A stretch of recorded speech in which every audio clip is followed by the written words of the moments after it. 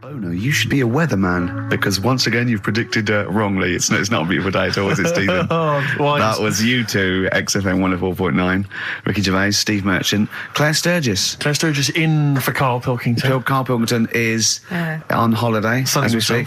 Where has he got? Mauritius, was it? Madeira. I think with his girlfriend's parents. You remember last week he was worried they'd never been abroad, and her dad was saying, what's the way to pack tea bags? Yeah. Carl's going, you get him over there. He was going, I'll put him in a jar. He goes, put him in a jar. I phoned him up in the week, just before he went, I think Friday, said, have a nice time. And out Sunday, and he said, guess what he's doing now? What, he said, he's packing margarine. Oh, of course he is. Bless him. My dad does that. My parents always take tea bags wherever they're going. Really? You know, for fear of there being some kind of tea bag drought in France. Yeah. You know.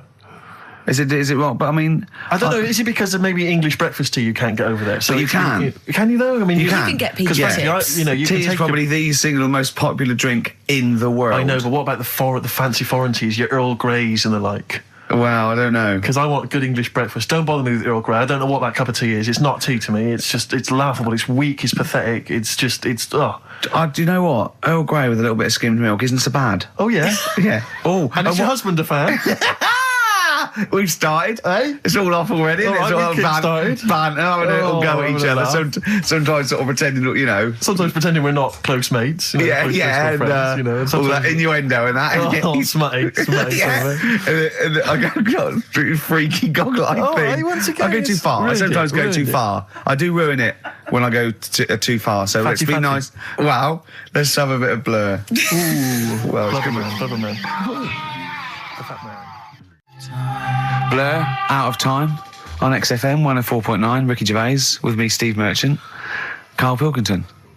Steve's a bit quiet, he's got a bit of a sore throat. Oh, a bit of a sore throat. Murder, all week. It's been murder, Rick. We couldn't work all this week I've because been off, sick. Steve's been in Bristol.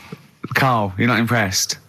It's just, I don't understand why having a sore throat sort of... Oh, he's done you. Right, what if the sore throat was so painful it was like you've got broken glass and razor blades in your throat? You can hear now that I'm not even speaking from down in the throat, I'm speaking from the very top of it like that, so it sounds a bit weird. But you're right. What? Your hands are all right, aren't they?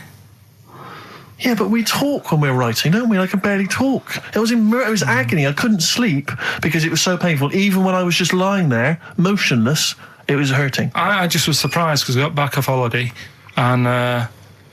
called Ricky and said, all right, is Steve all right? And he said, he's had to go back home or something, and he's stayed there because he's got a sore throat. Yeah. I didn't understand why you can't, just go home. I mean, how old are you? What? I don't understand why you've got to be at your mum and dad's when you're feeling a bit ill. I happened to be at my mum and dad's, now I'm talking like you, when this sore throat really kicked in. So I thought I may as well stay and get a bit of the creature comforts of home. Do you know what I pictured though when he told me? See, my parents aren't like yours, Karl. Your father would have popped down to the phone box and maybe looked to see if there were any kind of throat lozenges. Strepsils. Yeah. Whereas my mum phones at the doctor first thing she can. I'm straight down there with my dad. They're snapping into action. They're trying to sort me out. It's a bit like that Ronnie Corbett thing, isn't it? Sorry. That sorry thing. You're right, Karl. Yes, you're absolutely right. It's just like that. Oh, no, dear. it's just because you just went on holiday with your parents. Well, not with mine. No, with right. Suzanne's, and it won't be happening again. So, we'll have more about that a little bit later. Luckily we came in a few times, didn't we? We've been here since about 11:30, haven't we? Yeah, sorting stuff out. Doing a show. What, have you been squeezing his head, or? No, that's strictly between the hours of 1 and 3. We established that, okay. And I've kept the rules, haven't I? I did practice the grip in the week, didn't I? Yeah, just to see what method he was going to use today. Yeah. I came in, I did my back on Tuesday. I was sparring and I pulled my back and I was in agony, and I got an emergency chiropractor out and sorted it out, and I was on painkillers and I couldn't walk the next day, but I still came in and did a voiceover that was booked at 4:30, didn't I? I got Johnny to walk me in because I couldn't sit down, so I couldn't take a cab, but I could be upright, and I had to got him to walk me in because I was scared someone was going to bump into me, and I did the voiceover. That's still the case, isn't it? Yeah, but right, I got back off holiday on the Tuesday, right? First day back was going to be on the Wednesday, right? So I thought, well, I'll take it easy, because you do that, don't you, when you've been on holiday? The first day you just want to sort of... I don't, I'm straight back into it. Well, Yeah, but it's nice to, do you know what I mean? Yeah. Just sort of look at your emails, go through all them, work out what people need and stuff. Sure. Doss around, yeah, sure. So I thought, I'll take it easy. As soon as I got in, I was told that Ricky had been booked in to do a voiceover. And I thought, can't handle that. Do you know what I mean? On the first day, him coming in annoying me, probably trying to get a week's worth of head squeezing in. So I called him up and he said, I might not come in because I've got a bad back. I thought, well, that's all right, right? Then you just turned up, didn't you? He said, I managed to get in a cab. Yeah, Jolly walked me in, and that's what, yeah. And he did the stuff, which I haven't got it here at the moment, but I'll find it on the system and I'll play you what he did. That he's been paid to do as well. It's all right. Yeah, Well, it's not all right. I had to pretend it was all right when I played it to all my bosses to try and persuade. Look, let's play that a little bit later. But now, as we're all back together, Steve, would you say the boys are back in town? Yeah, brilliant. Buy it in bottles, Richard Ashcroft on XFM 104.9. I'm Ricky Gervais, with me, Steve Merchant and Karl Pilkington. Now, listen up, right? It's the Sony Awards this Thursday. Now, for those who don't know, the Sony Awards are like the Oscars for radio presenters and producers and everything, right? So, and as you know, me and Steve, we love to win. We want to win this one. This is the last time the panel will be listening, so I want a good, clean, tight show, okay. Right? So no swearing, joking aside, no swearing, nothing controversial and nothing in bad taste, all right?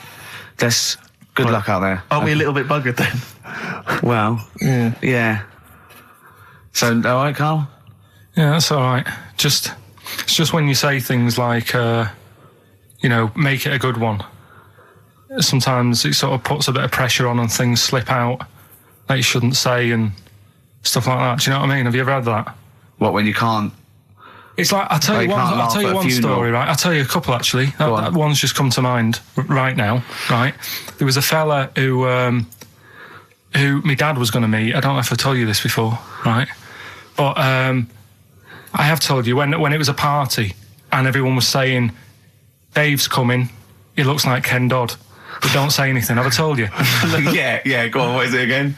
And everyone's like, right, and my dad's like, I've never met him, I wonder if he does look like Ken Dodd. And everyone's saying, yeah, but don't say anything. Yeah. Because you'll accidentally, say it. And you're unbunctious. You might go, you're unbunctious to meet you. So the thing is, when this fella turns up, he did look like Ken. My dad couldn't believe it. First thing he said, nice to meet you, Ken. Oh, no. His name's Dave.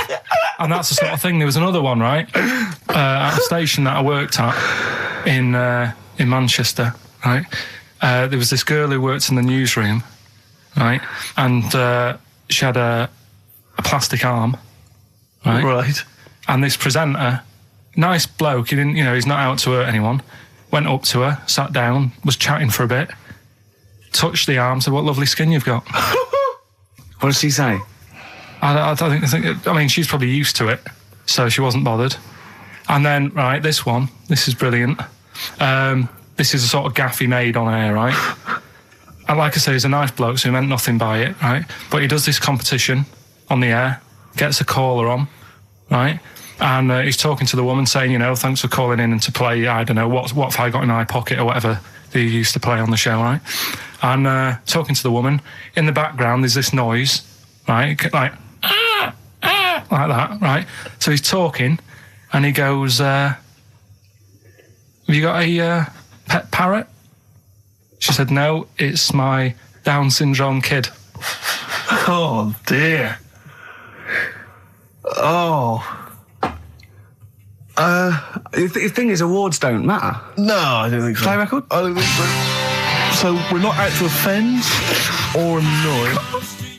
Badly drawn boy on XFM 104.9. I'm Ricky Gervais, with me, Steve Merchant and Karl Pilkington. I'll tell you what, the Sony's then. Oh. This Thursday at the Grosvenor House Hotel. Yeah. Everyone in Radio's Anyone has entered their show in different categories saying, they get it down to, Winners this year included the brilliant Dominic Mohan, former showbiz editor of The Sun. Lots of people won. Lots of people won. Lots of people won gold. Lots of people won silver.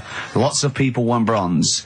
We didn't get a sausage. Nothing. This show was deemed not worthy of anything. I mean, not a look in. The panel looked at it and said, well, no, definitely not radio. Didn't get a vote. See, that annoys me on so many levels. Let me tell you one, right? I've never complained about losing an award, okay, ever. Yeah, mainly in TV. I know we've won a lot, but we've been beaten by Peter Kay. Good luck to him. He's brilliant. Beaten by Phoenix Nights, the sitcom. A lot of people like that more than the Oscars, vice versa, right? No qualms. But the shoddy shite that I heard that night beating us, I was furious. I don't understand. There's people regional. It sounds like hospital radio, right? I mean, I shouldn't even be on XFM. I thought, it's beneath me. Yeah. And I thought, well, give them a hand, right? Let's show them. And I want to know who the panel was as well.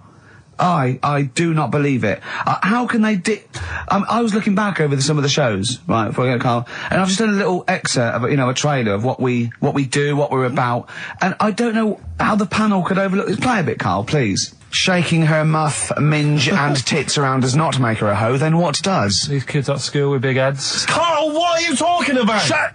Oh, my name is Holy Fuck. Right, there's this monkey that was on a train station. Right. What if you mean cock to mean penis? It was my Down syndrome son. Oh, chimpanzee, that monkey news. So we've still got monkey news coming up. You're an idiot! You know what I mean? That's, to me, quality broadcasting. I don't know how they can say that isn't worthy. That's what we sent in to the Sony people. They listened to that. How they didn't think that was dynamite stuff. It doesn't make sense. Actually, I've been thinking about this since Thursday, because I've been a little bit down in the dumps. Yeah. What I think it is that with the TV show, the TV stuff we've done, Rick, we put a lot of work into that. Yeah. We get the script, we spend a lot of time on it. What this show is about, it's very much about spontaneity, it's about our personalities, and I don't think we're ever going to win an award for our personalities. I think that's where we're going wrong. Do you know what I think?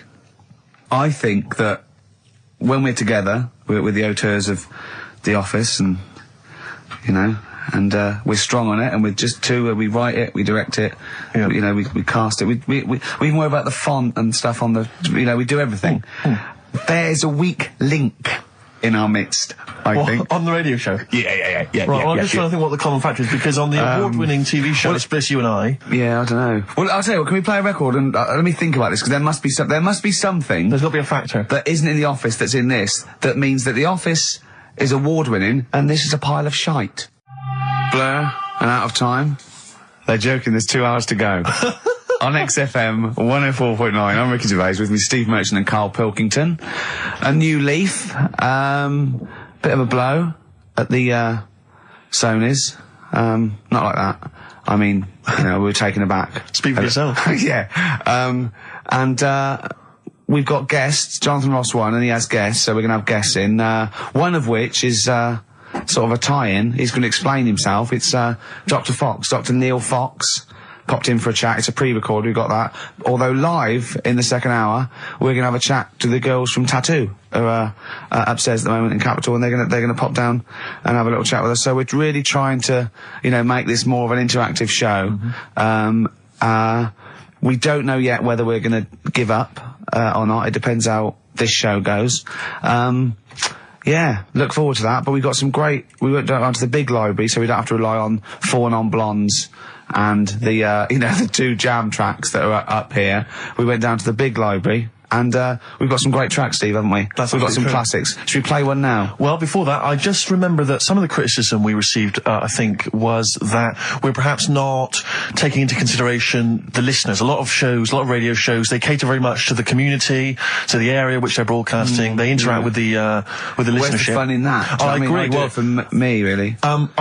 I'd just like to justify why we don't tend to correspond or interact with the listeners. Here's a typical email from Vicky, aged 25. She asks, do you ski? Rick, that's her question. No, I do you ski, yes or no?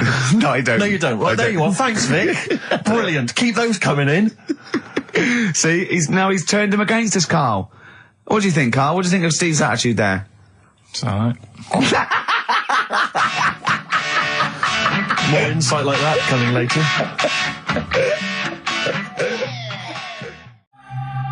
Blur, Out of Time on XFM 104.9. I'm Ricky Gervais. With me is Steve Merchant and Karl Pilkington. I really like that Blur track. I think it's the best thing they've ever done. Blimey. So strong words. They can quote me on that if they want. Oh, yes. On their, I'm sure on they'll their, rush to. on their, one of their albums. Yeah. If they wanted. Well, listen. You're lucky I'm here, Steve. Okay. Right? You can see, you know something's happened. I've done my back in again. Right. I've got a special chair in here. I'm in agony, and I'm on the strongest painkillers I can get. Right? I feel a bit. Karl, I had to call Karl up today and say, look, I don't know if I can make it in. Can you come and get me? He came over to my house. We got in a cab and he got me here. Right. While he was round my house, Jane showed him sort of camcorder footage of how I actually did it. Of how you hurt your back? And I wanted Karl to tell you, because I was actually worried that if I didn't turn up, what you'd say to me. Yes. What was I doing, Karl? Right, so I get round to his place, right? Says, right, hit play on the video, right? Have you ever seen a gorilla having a fight? I think I have, yeah. It was like that. Him and his mate round at his place last night decided to sort of have a bit of a wrestle. Yes. It went on. I mean, how much footage? Honestly, it was like a scene from Women in Love. Yeah. We'd done about 5 fights. We had to stop at one point because his arm was bleeding. You'd had about 5 fights? Yeah, well, we were wrestling. We were doing wrestling, right, in the just behind the lounge. Yeah. Well, we were on our knees and then sort of like doing, and I kept winning with an arm lock. Right? Yeah. And then the last time he sort of threw me and I went on my back and my back was done. And I was, it was Ian Morris. Yes. It was, Yeah, isn't he the commissioning editor of comedy at Channel 4? yeah. And the funny thing was that we'd had lots and lots of wine, and we went. You surprised me. Yeah, right. And we went, come on. I'm gonna film this. And the time we filmed, I said, film this, and Jen went, oh, right. And I took my shirt off. So I'm there, and you can just hear slapping. Oh, why? Can I just ask though? I mean, it's a Friday night. You had a couple of drinks, some intellectual conversation. Yeah. How does it get round to? Do you fancy wrestling me? Well, and having it filmed. Well, he was on the couch, but I kept sticking my socks in his face to annoy him. Right. Yeah. And then he hit me on the shin, and I got sharp shins, and it hurt. And I was going, I'm going to smack your face, and he's done kickboxing. And it's that thing like you sort of joke, and I go, come on then. Yeah. And you start. Have you ever seen the thing when Jack Osborne fights that skater dude? No. On the Osborne? I was very much the Jack Osborne figure. Right, yeah, the fat bloke who died just come out of rehab. I'll tell you what it was like, Steve. Have you ever seen like the David Attenborough stuff? Where, like, a tiger will be ripping a deer's head off, and you think, why doesn't the camera crew stop it? Yeah. You sort of watch, you're thinking, why was Jane just letting this happen? Why is she not stepping in and intervening? Yeah. And the thing is, she said, right, you've seen enough, haven't you, and stopped it, so I don't know how much footage you got. It wasn't much. But because your lounge is not huge, and there's not much space between the back of the sofa and the table. It doesn't need enough. It was just a pin or a submission, so it was all over with like one of us throwing the other one on the back. And how does it? I mean, how do you start with a wrestling match? Are you both stood up, or you all on your knees, and you sort of like go together like ratting seals? Yeah. Oh dear. Like a giant walrus. It's not gay. Play a record. Could we put that online? Could we get that on the web? That I would love to see. Better Rod Stewart? Yeah. Just because Jane's Addiction are back then. Yeah, excellent. And so are we. Indeed. All right, I'm Ricky Gervais, with me Steve Merchant and Karl Pilkington pressing the buttons on XFM 104.9. Well, I'm looking forward to today because not only have I got, a bit of Bowie, a bit of Springsteen, Mock the Hoople, Pretenders, R.E.M., an Elton John classic, don't laugh, right? But we've taken Dr. Fox's advice and prepared the show, and I've got a big list here of amusing observations. Coming up after the next record, a funny observation about describing your looks. Brilliant. All right? Oh, before, I just to say, Rick, I just had an email. Beach Buggy, your last chance to see them on Thursday, 1st of June, alright? So don't miss out. The Garage, 9:45. It's your last chance. Beach Buggy. Well, I know that must be some people's favourite record, Steve. Well, it's certainly one of mine. Thunder Road. Bruce Springsteen. I won't hear a bad word said against the boss. A lot of people dismiss him, as we said in the past, as being some kind of stadium rocker, but you can't listen to a song like that and not be moved. Surely, Karl. It's alright, yeah. Brilliant. A passionate man. Yeah. What? So, Karl. No, it's right. So, there's certain songs like that was alright. It didn't sound anything. If it wasn't Bruce Springsteen, if someone new came out, something like that, I'd go, yeah, it's all right. Sure. Do you know what I mean? Yeah. You're a regular Simon Cowell, aren't you? I don't know if I like music as much as I used to now. That's what happens when you work in it, isn't it? Because Danny Minogue was on the telly in the week. Is it like when you work in a sweet factory and you don't nick the Mars bars after a couple of months? Yeah. Yeah. Danny Minogue was on the telly in the week, right? Yeah. And she was doing a medley. Yeah. Why do people do them? Well, to try and get all the hits. I know what you mean, yeah. Well, who's that busy that they haven't got time to listen to a full album or... But it was it's like a meal in pill form. Yeah. Well, I like most of Danny Minogue's hits, but I don't like the whole song. Yeah, exactly. So if you want to just like pop the best bits down, 30 seconds, put them all together, yeah. Well, I've got a Stars on 45 record from the 70s. Do you remember those? Yeah. Stars on 45. But it's like you say, I mean, this one had it would be a snatch of Stevie Wonder, followed by the MASH theme, followed by Layla, just the intro. It was sort of, it's not music, it's just... Well, we do a bit of that, don't we? That's what DJing is, isn't it? It's a bit of everything. But we play the whole song, don't we, often? Mm. Yeah, we're better, aren't we, Carl? Oh. So what do you want to talk about today? Do you want to look at the list? Yeah, well, it's got describe looks. That's our list. So this is a very amusing sort of link about describing your looks. I don't know. What's this? I don't remember this. No, I just was thinking like, everyone's got an idea in their head, right? Of what Well. Careful, Carl. Don't open yourself up to criticism. Go on, yeah. Everyone's got an idea. Do you know what I mean? Everyone's got an idea of what they look like and stuff. If someone wanted to know what I look like, or what Ricky looked like, or what you look like, Steve, if that... Yeah. What would you use to describe yourself? Do you know what I mean? Words. Not really. I don't understand. What do you mean? Well, like...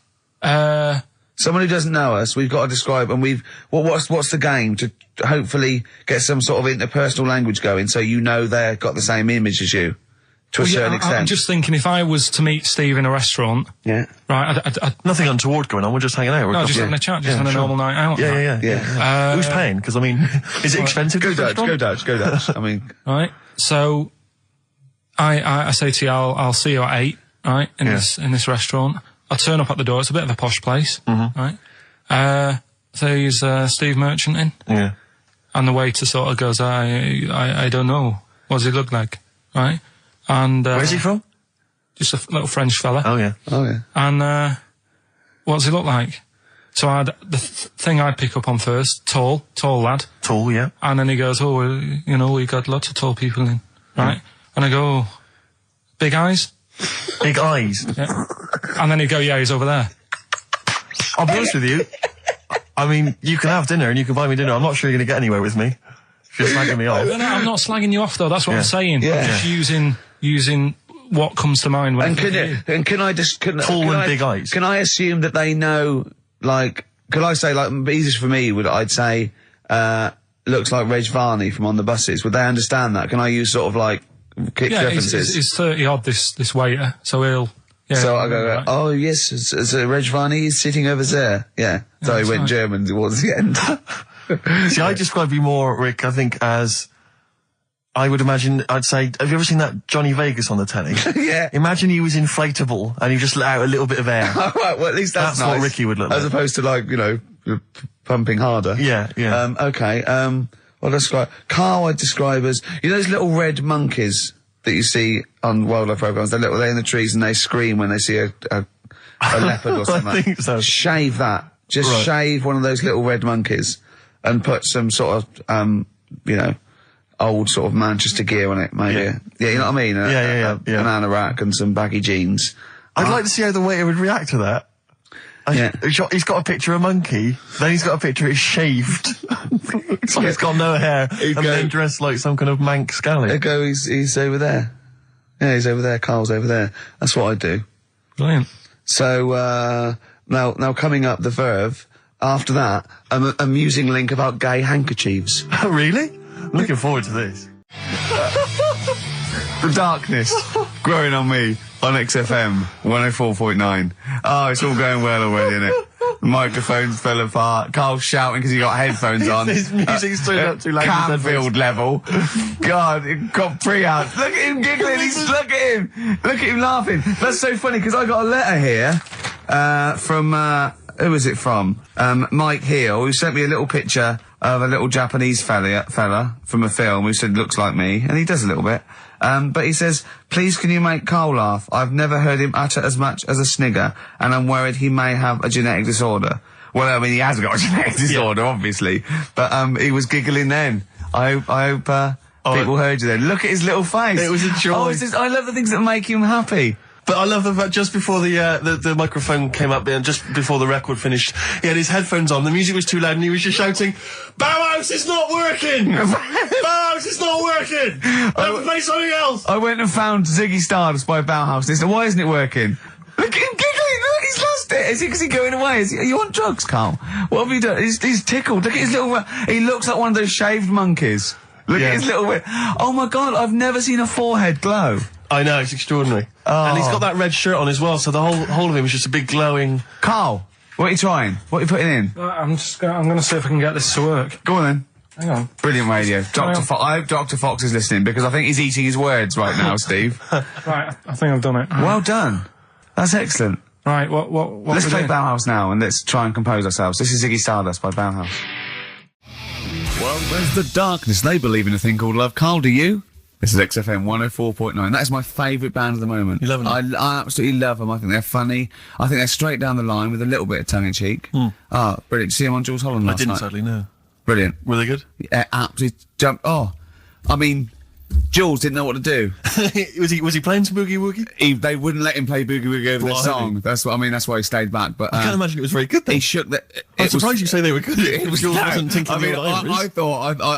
Hold on, this is missing something. Yeah. This is missing someone from Squeeze vamping over them. Exactly. But they did well without him. Extraordinary. Yeah. Well, here we are. Then we're back. XFM 104.9. Carl had to leave early last week, but you stay to the end this week, mate? Or yeah. Yeah. You don't need another holiday. Oh, he started already. I mean, Steve's made you look like a bit of a twat already, and it's only 1:05. But the only reason you don't go on holiday is because you have to spend money. Oh, and he's gone straight back. Well, He's gone straight back. I can't come back to that. Oh, it's just dynamite. It's just absolute. That was searing. The last holiday Steve had, he sort of found a third world country so he could live like a king for a week. It was Cuba, wasn't it? Going to Cuba, amazing. You can almost rule the place. If it weren't for Castro, I'd have been in charge. Kind of cash I was flashing around. I mean, they'll do anything for $1 over there. It's extraordinary, literally. I mean, it's amazing. Yeah. Oh, definitely. And I went to Kenya before that. So he thought, and the prostitute said no. You were going. Yeah, well, it was $2. I mean, I'm not made of money. Do you have a good holiday, Carl? Yeah, it was all right. It's all right. Went down to Cornwall. Now you're going to the monkey some odd sanctuary. people down there, Steve. Well, don't look at me. I'm not from Cornwall. Well, you're from that sort of area. Well, not really, but never mind. Genetically, he means. Right. They're weird. Well, you must have slotted right in. What are they weird? What do they look like? Just all sort of odd people. A lot of old people, but not just old, sort of messed up old. What do you mean messed up old? You can't just say that. There was a woman with a funny neck.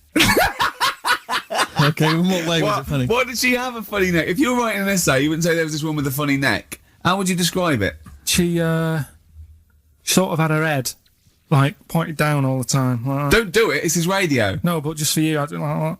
Yeah. About like Yeah, okay, right. So, brilliant. I don't know. I was saying to Suzanne, what happened, you know. What do you think? Because Suzanne knows everything. That's the good thing about her being with you. You just ask her, what happened to her? And Suzanne goes, Carl, I don't know. Yeah. I haven't been here before.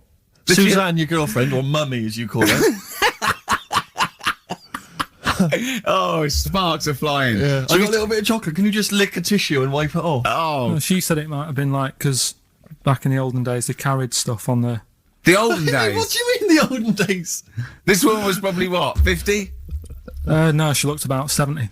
Yeah. But like I do on Cheeky Freak of the Week, right? I always turn it round and we get, like, something good out of it. Something positive, yeah. I said to Suzanne, I bet she finds a lot of money. Yeah! Always staring at the ground, yeah. Oh, so dear. It was always good. So, maybe she just had new shoes and she was admiring them. Yeah. Did you think of that? Before you point the finger and judge? Or a necklace was too heavy. Exactly. So, you're back refreshed. So, What have we got for this week? Have we sort of, because we didn't meet last night, which we usually meet sort of I called you and said it'd be good if we could, I wasn't getting back into London. Well, I was up for it. I was up for it. 7:30, but yeah, but we all need to be there. It's not just me and you being there. Yeah, so... Yeah. No, you're right. I mean, you're absolutely right that I wasn't there yet because I wasn't willing to just be governed by your particular schedule. You want to jet back in from another of your holidays. It wasn't a holiday. 8 o'clock. Wasn't a holiday. What do you mean? What do you mean it wasn't a holiday? What was it? It was a treat, wasn't it, for my mum and dad?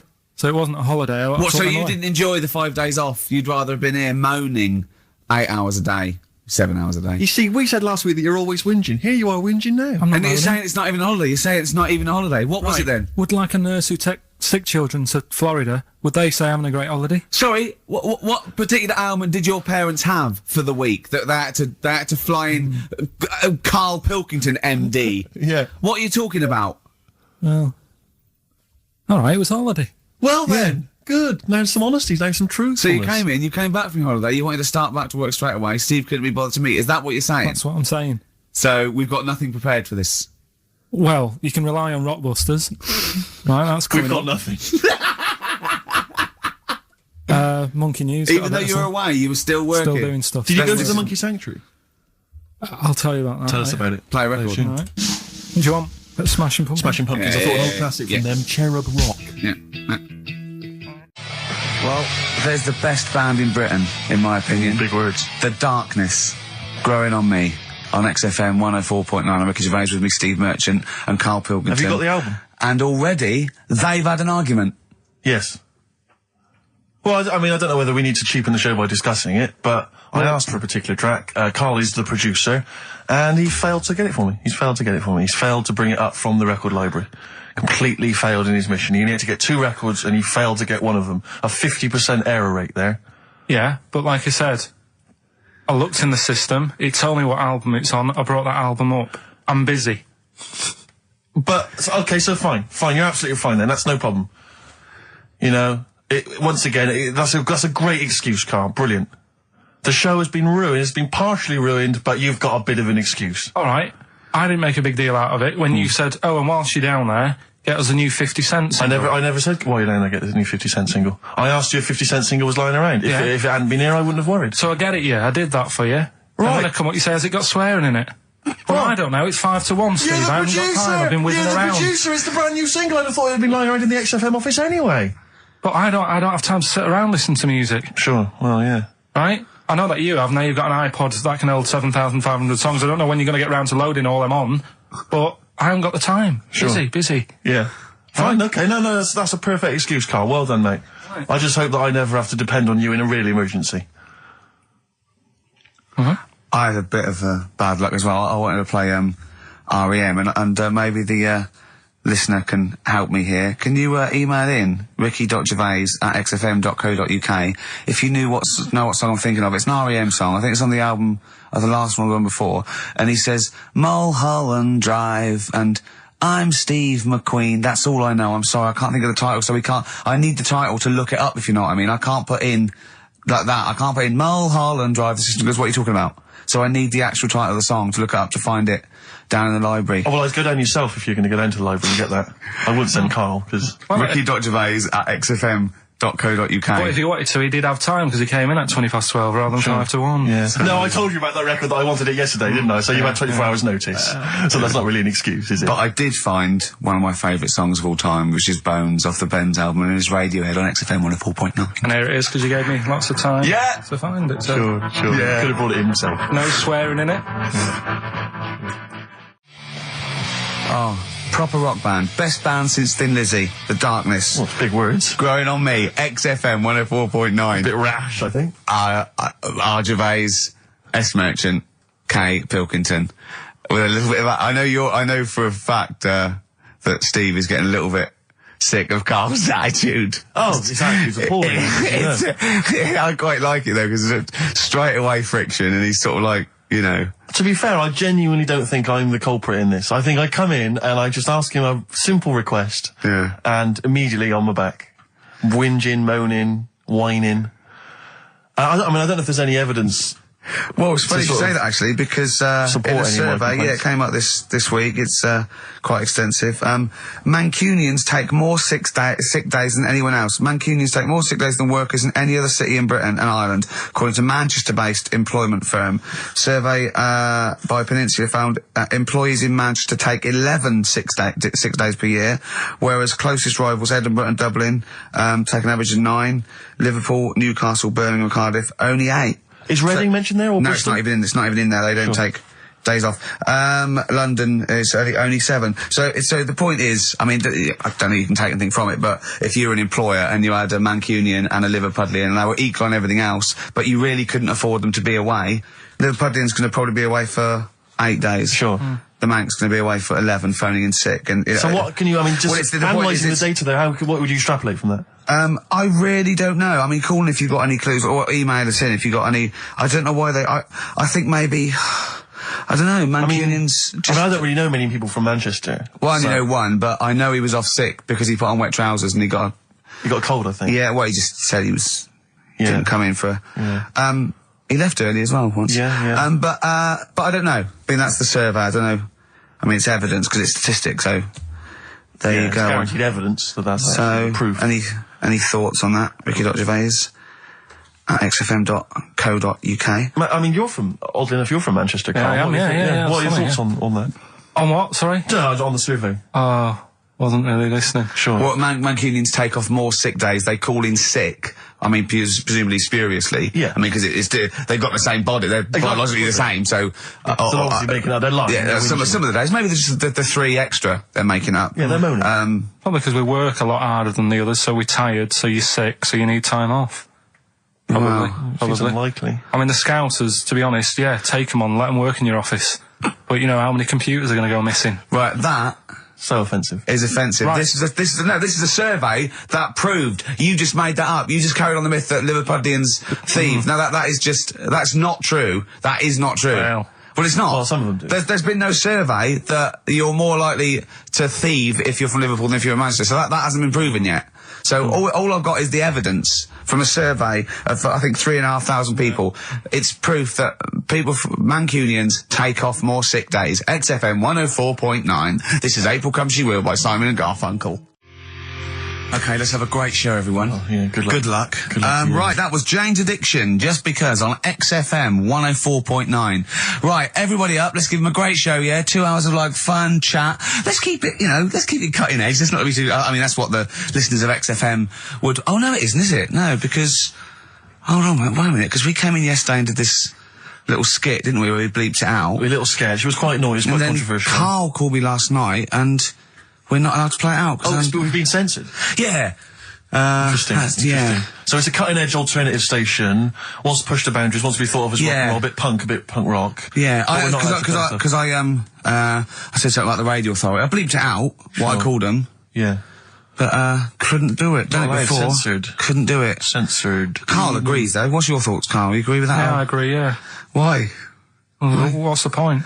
Well, it was funny, wasn't it? And it wasn't offensive. Not really. It's not some of the best stuff that would have ever gone out on this show, but, you know. Right, what are you putting up against, exactly? Cheeky Freak of the Week? Well, that springs to mind. Yeah. Rockbusters? But I mean, the thing is, the things that you have put out there, I mean, we better be really careful. Who's worried about complaints? I mean, it's not just swearing, is it? It's taste and decency and everything. Yeah. So, we can't laugh about the disabled anymore in the Cheeky Freak of the Week. Can't do stories about elderly relatives with genitals looking like a split tennis ball. Can't do your dad putting a child with learning difficulties in a bin. So, what should we just play music? I think that's all it's going to have to be, yeah. Play a record. Accidents Will Happen by Elvis Costello on XFM 104.9. Carl's a little bit stressed, but it's not his fault. It was the boss that overruled him. He came along. What did he do? He heard you listening to it. Yeah. What did he say? He says, what's that? I said, it's what Ricky wants to play out tomorrow. Yeah. And he said, well, can't go out like that. Too many... But they're all bleeped. We bleeped the swear words. Yeah, but he didn't want it to go out. I mean, you got to remember, right, you came in yesterday to have a chat about what we're going to do. Yeah. One of the topics that I said, let's talk about, which I came up with, was... Let's talk about swearing. No, you said you never had a problem with swearing, which is normally... Yeah, that's right. And then we did the thing about, isn't it funny that you can... The thing about you can bleep a swear word by taking out the vowel. So we were going, so it's the vowel that's offensive, and we did a little sketch around that, and then ended, you know, and he wanted to completely obliterate the word in the end, didn't want to put the thing in that we said about the radio authority, which I think it was valid and wouldn't have got a comcomplaint. Yeah, but at the end of the day, he's the boss, and what he says goes, doesn't it? Sure. So, yeah, I was just going to say, right. But what you got to remember is what he also said is if you want to pay the 70 grand fine, then go ahead and do it, Steve. There wouldn't be a 70 grand fine there, would there? Well, you don't know what it'd be. But will you pay it? Will you pay for my mortgage? Will you pay for his mortgage? Will you feed his kids? He wouldn't be fired. What do you mean? Well, I tell you what, if it's not a fine, we'd lose the licence, then we'd all be fired. Right. When you're sat Do you at home. seriously think you'd lose the licence for that sketch? Well, does he really seriously think you'd lose the licence for it? It is not the worst thing we've ever put out or done or ever will do. Yeah, but it's the fact that he said don't put it out, and you're like, you know, throwing your toys out the pram. I want to say it. How old are you? But you still want to put swearing out. It's a discussion about the radio authority and the way people are interested. Yeah, but leave it. Let's Don't move get on. Annoyed. Yeah, but I'm annoyed because you've been at it since about 12:30. I know. Well, I like to get in early to plan the show. Yeah, but there's been no planning. So, to be honest, I'd turn off today, anyone listening, because there's nothing. Carl, there's never anything. There is. There's sometimes some good things, but today, seriously, I'd leave it. Something half decent that's been on this show. Loads of little interesting topics. Go on, I can't remember any. Right, gays in toilets. Yeah. Not particularly interesting. Fascinating to you, perhaps. Right, well, I'd prefer to hear that than just a load of swear words. Well, we wouldn't have heard any swear words. We'd have heard some bleeping. Right then, so that's entertaining, isn't it? Load of bleeps. It's just because you don't want to stand up to your boss or say anything. Don't get annoyed with us. I'd stand up to her if I agree with what I'm arguing about, but I'm not falling out with him over some crappy thing you want to play out. Don't say crappy. Well, it doesn't matter, because I'm not here next week, I tell you that. I've canned this in. Don't say so crappy. if Andrew is listening, don't someone else say can be here next crappy. week. Play a record. We apologise for the word crap. That's out of order, we should be. Tom Petty and the Heartbreakers, Breakdown, and that's for Karl's behaviour last week. Karl, you seem to be a little bit happier. Last week, I mean, we were worried about you. You sort of slipped into some sort of like weird depression. You played placebo twice, so you weren't concentrating. I know you're going to say that me and Steve were annoying you, but, you know, that's an easy excuse. I mean, I think the listener can make up their own minds. No. It's just like I say, you know, it's like a murderer, right? He might not have done that if it was a different day, if the sun was out or whatever, and everything just happened at once that wound me up. Right, so it was like a crime of passion. You'd be let off because those sort of you'd never put yourself, say, in a position again where you'd have two people trying to wind you up for, you know, the sake of fun and laughter for the public on a tin pot radio station between 1 and 3 every Saturday. Yeah, but you'd never do that again, would you? Last week it wasn't just for the listeners, it was for you as well, between 12 and 1, before we were even on the air. Why? You were winding me up then, do you know what I mean? Having a discussion. It's alright, I'm used to it, so it doesn't matter. But I found out that I can't do this job anymore, I can't do these sort of jobs where you've got to be happy all the time. Well, you don't have to be happy all the time. No, you do, You really. forget that for the... Yeah, but I can't. Do you know what I mean? I've got things going on in my head. And do you think when Bobby Davrose had a bad day that he doesn't go on stage and give 100%? No, but that's... Do you think Les Dennis let all that stuff get in his way when he did that theatre tour to the people in front? Sometimes he had audiences of up to 15 people. Yeah, and he just went, it's them. It's not a private life. Forget that. Bang. Yeah, but good on him. Yeah. He can do that. But what I'm saying is I can't. He's a professional. So I was talking to Suzanne about it because, you know, it did get me down last week. Suzanne's your therapist? Minder. Yeah. Saying to her, you know, I can't do this sort of job. Normally what I do in the week, you know, I'm tucked away in a studio. If I'm annoyed, no one knows about it. I get my head down, I get on with it. I do, you tell them. Go on. Next. You know what I mean? Next. Right, but sorry, but what's your point here? So every Saturday you've got to come here, you've got to... be happy, we've got to go, oh, Karl, are you alright? Oh, you're right, your hair looks nice. No, but you know what I mean? That's the first time, innit? Normally people listening go, he's a happy fella, do you know what I mean? They never think you're a happy fella, Karl. Well. They've never heard you laugh. No one has ever... seriously, we get emails all the time, no one's ever heard you laugh. Yeah, but I'm still happy, you don't have to... Well, are you? Yeah. You don't look happy. But anyway, that's the problem with this job.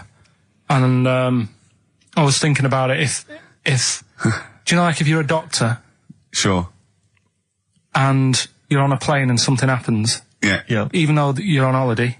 You might have to save someone's life just because you can. Next. and I'd be thinking, I'll keep quiet. Sure. I love that. Yeah. See, that's one of the reasons why you didn't actually qualify. as a surgeon. Yeah. I mean, you can still do your consultancy stuff. Oh, sure, but, yeah. you know, you don't actually want a knife in your hand anymore. Brilliant. So you're giving this up, are you? Sorry, and how is a doctor on a plane comparable to this? Because that is just the same situation. Do you know what I mean? He's probably got in his head, he's shut off, he's ready for his holiday. He's going to Hastings for a night. Someone, you know, has a little bit of tummy trouble or a heart attack or whatever. Yeah. And is he a doctor on the plane? And he's like, he's going on holiday. Do you know what I mean? I've got to loosen his tie. Yeah. I can't do that. But what I don't understand, Carl, is you get paid to do this. It's not like we're forced. It's not like it's your holiday. You know that this is your job of work. This is paying for your new kitchen. Exactly. Yeah, but I've got the kitchen now. It's done, isn't it? Right. Yeah. So when you stopping? When you're quitting? Well, you're finishing, aren't you, in a couple of weeks for a bit? No, so. about four. Yeah, we finish on the 16th of August, yeah. But, you know, we're only going away for like 6 or 7 weeks again, aren't we? Well, you don't know, do you? Well, we'll give up if you give up. Tell your managing directors that. Well, that's a bit annoying. Why? Because you've just passed the buck, haven't you? I haven't passed the buck. This is three-way. You know, you get your name in heat. You're in the title now. It's Ricky Gervais, Steve Merchant, and Karl Pilkington. And now you want to go, I don't want to do it anymore. Carl, think about it. I don't know whether you've noticed, but we don't provide anything on this show. So if you leave, we have to go. Well, let's put a song on. Now just think, don't be so selfish. Don't be so selfish. We need you. We've got nothing. Think of the... Jane's Addiction, Just Because on XFM 104.9. I'm Ricky Gervais with me, Steve Merchant, and Karl Pilkington. We're all here then. Oi, oi. About 1:05. Yeah. Got 2 hours to go. I imagine you've got all kinds of treats lined up, Rick. Well, there's lots of things on the show. Great music, you know. Nirvana, Radiohead, The Darkness, to name but 3. Can I play something from Led Zeppelin later? Yeah, please do, and maybe some Neil Young. Oh. Now, coming up also on the show, we're continuing a thing we started. We've only got 4 weeks to go before maybe we either give it all together or go away for a couple of months. Is it 4 weeks or 3 weeks now? Is it 3 weeks? Oh, I don't know. I think it's the 16th of August, isn't it? Cannot end soon enough. Wow. Might be that. It'd be a shame to end it forever, but it's all up to Karl. So, again, he's in a grumpy mood. We've tried to try and up his attitude, and it's them. It's the listener that counts, Karl, not us. We may be feeling bad, but you, the listener, counts. You come first, yeah? Okay, up, yeah? Big 'em up. Big up London. Big up you, the listener. Karl, leave yourself at home for a little while. Yeah? We're going to continue that thing we started last week. We're doing the list of the most hated people in Britain. It's not us, it's the listener. So we're, keep coming with those suggestions of people you just, obviously, you don't hate them. We don't want a list of mass murderers, dictators, and politicians. You can't have them, but mass murderers and politicians. What's the difference? Good point. Good point. Satire. Satire, yeah. No, we're doing some jokes like that as well, aren't we? Satire like that. We're trying to get onto Radio 4. Trying to get on there, yeah. And if there's any kind of amusing show that perhaps takes a sideways look at the week's news, and they need new people. If there are any Radio 4 producers who have been knocking around for about 12 years with the same old hacks, and they're desperately trying to get on telly, they want to give us a call. We're not interested. No. We've got bigger fish to fry. So if people that you hate, minor celebrities, people on TV, pop stars you don't like, email in ricky.gervais@xfm.co.uk. And I'll tell you what, then we'll do like the Channel 4 do. Then we'll give you the sort of list of the top 10 at the end, and you can vote within that top 10. I'll tell you the ones out in front. Could we wire up some kind of premium rate phone line so that we make a fortune? We can't afford it. But when you email in, if you could also maybe send us a lottery ticket, then, you know, we make something out of this. The ones in the lead, I'll do in no particular order, but these are the ones way out in front at the moment. It's Chris Moyles, Robbie Williams, Chris Tarrant, Davina McCall. Interesting. I'm sort of surprised at, but I know that it's probably just I think she's just been on TV too much lately. Yeah, that T-shirt annoys me. Big Mother. Sure. That annoys me.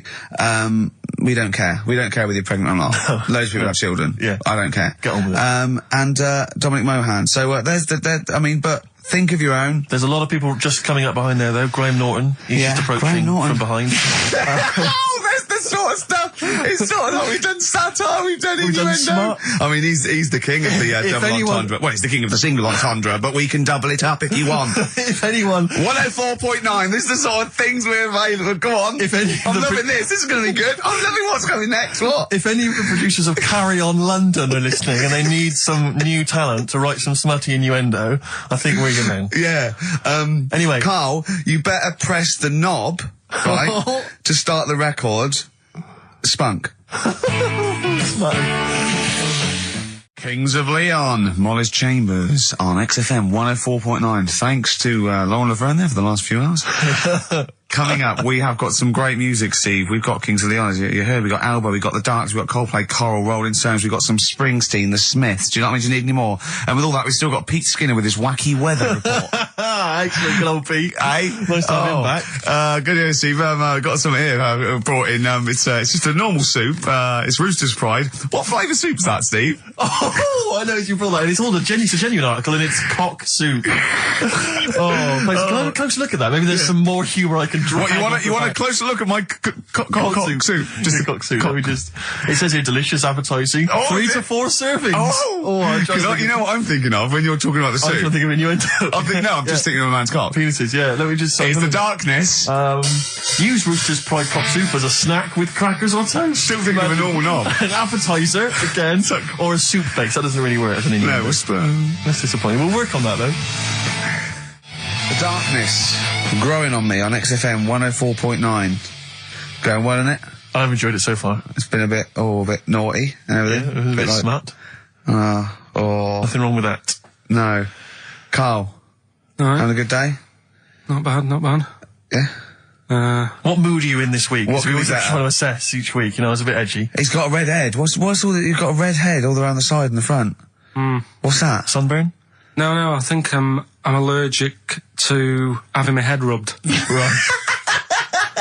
Right. Now, who would rub your head? That sounds a bizarre thing. Your girlfriend? Weird, isn't it? Yeah. Well, I was rubbing your head. Well, yeah, but I was squeezing his head, fair enough, and he was screaming in agony. And then he went and made me a cup of coffee. And as he came over, just spilt boiling hot coffee on my legs. I'm all wearing shorts, and he went, "Sorry," just like that.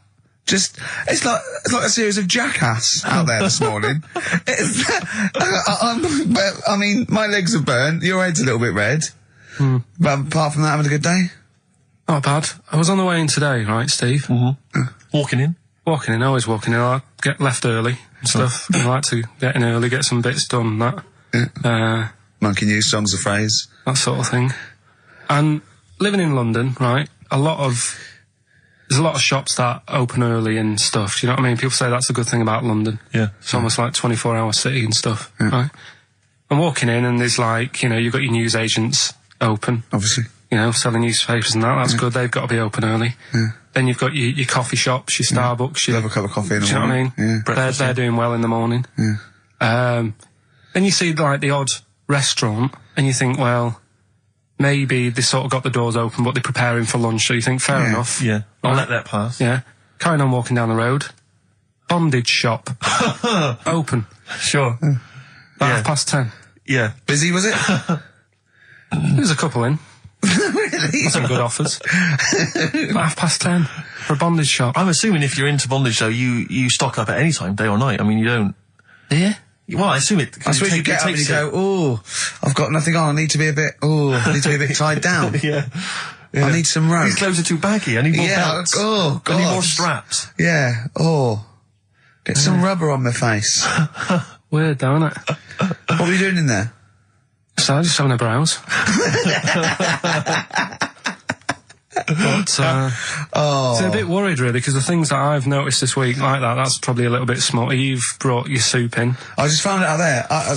Yeah, it is Rooster's Pride cock soup, noodle soup mix, chicken flavour. But I mean, do they not know that is obviously just going to be used on the Graham Norton show and Chris Tarrant when he's doing his show abroad? Yeah. I mean, do you know what I mean? How could they call it cock soup in this day and age? I don't keep saying it. Well, no, it's fine, because you can say cock as long as it means the male, we've done this. Oh, do you mean the chicken? Yeah, look, it's a picture of a chicken. Yeah, sorry. What did you think it meant? No, I don't know, I thought it was in my head. Okay. Sorry. Yeah. But, there's something else that's a bit sort of... A bit blue? A little bit blue, but then it's real as well, do you know what I mean? Well, it's that a problem. excuses it. Go on. There's a programme We couldn't have said the cock soup if we'd made it up, but because it's real, it's fine. Yeah. We also couldn't have said the cock soup if we'd have meant a male penis. Thankfully, we don't. So. We mean a little chicken. You go on. This programme was on. It was Wednesday night, something. About this little lad. Yeah. It was a fella and a woman. At the same time. What do you mean? Like a cartoon with a secret identity. By night. What do you mean? He had both by sex? day a boy, by night a woman. He had it all. What do you... Sorry, wait. So, So he had male and female genitalia. Yeah. So what do you call someone that's born like that? Weird. Yeah. Like, what's the term for it? Go on. You know it. We've talked about it before. Aphrodite. Really? So close. Hermaphrodite. Yeah, hermaphrodite. Yeah. That's weird, don't it? Yeah. And he had the ball. Yeah. And he had the... Well, what happened was he was born, right? Obviously. And the doctor said, there you go. Lovely little boy and girl. So the mum was like, what? So he said... No, I don't think the doctor was sarcastic. Yeah, what? I don't think the doctor was sort of dissing them. Yeah. There you go. What do you mean, doctor? I'm gonna have a look. Exactly. There's a cock, there's a minge. All right, see you later. What are you going to call hit? But doctor, what do you mean? Have a look.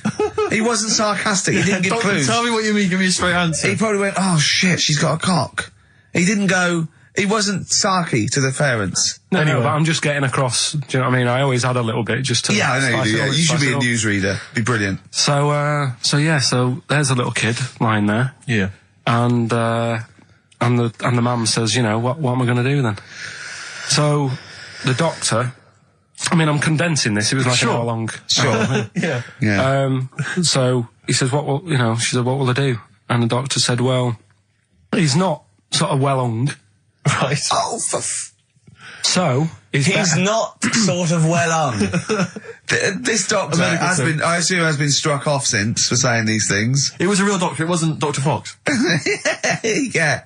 Right, go on. So the doctor said, so I recommend that we make it a woman. Right. Right? So they sort of do a little bit of... Jiggery pokery. Yeah, a little bit of work. And I don't think that's true, Carl. No, it is. It was on the programme.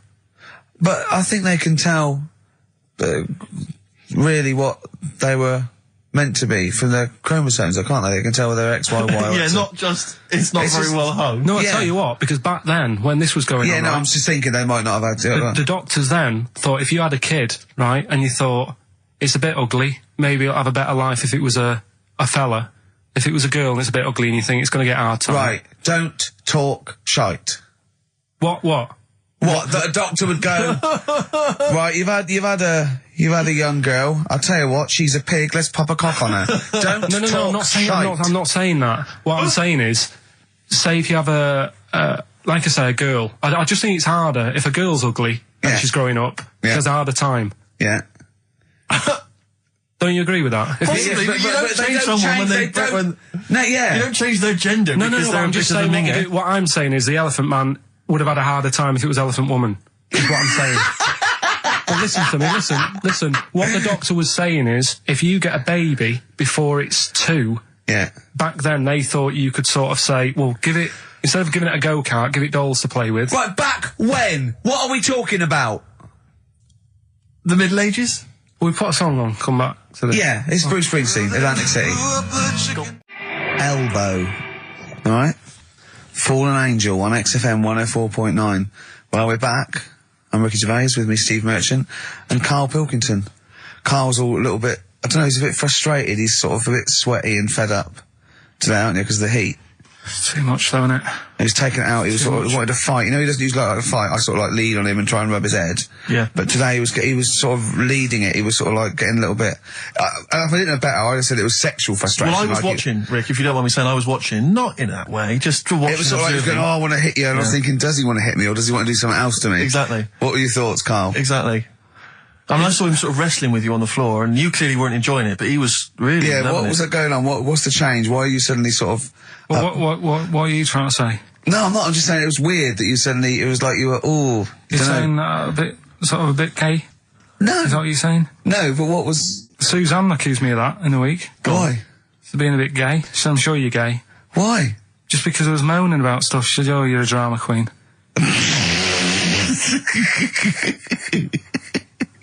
Right, well that's What were you moaning about? Not having enough gay sex? No. She didn't have a knob. Yeah. It's going, oh, why don't you get yourself a nice little knob? Yeah. I mean, can I call you Frank, Could please? you wear this false beard? Yeah.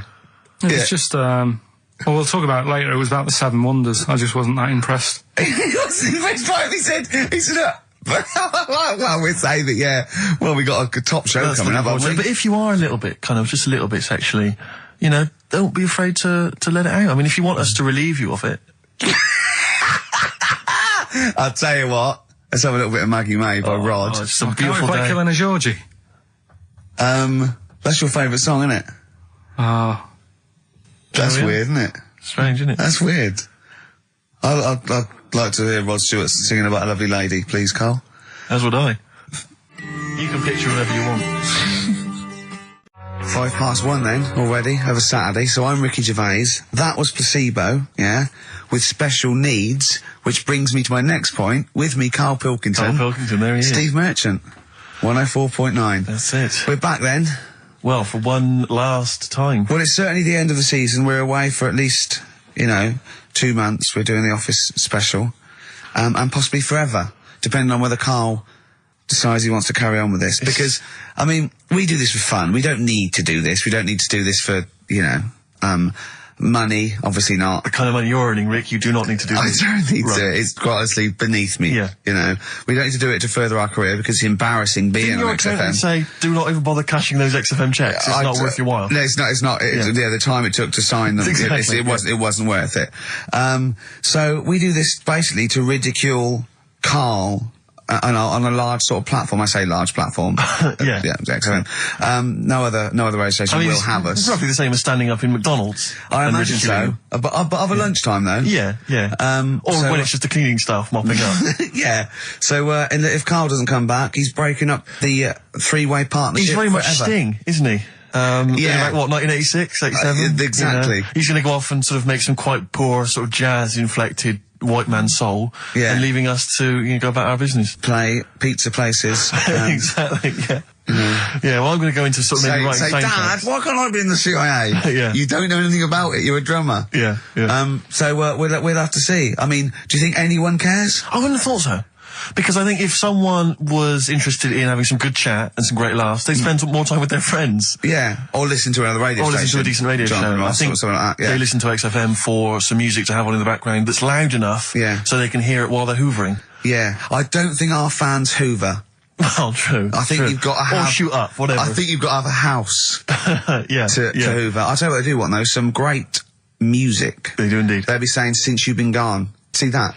That's the sort of link I can do if we stay If you together. could cut out all the other drivel you speak, you'd be great on Magic. I know, yeah. You've got to... Come on. I know, you've got a rainbow something, haven't you? Rainbow. You got a rainbow something. Oh, it's rainbow. 104.9 XFM. You alright? This is Karl, producer of Ricky Gervais and Steve Merchant. They're not about today. Ricky's on holiday. Steve couldn't be bothered. So I'm left here with all the DATs. That's a digital audio tape of all the shows they've done since they've been here over the last year and a half or something. So we'll play you some of the best bits. All right. So here's the first bit.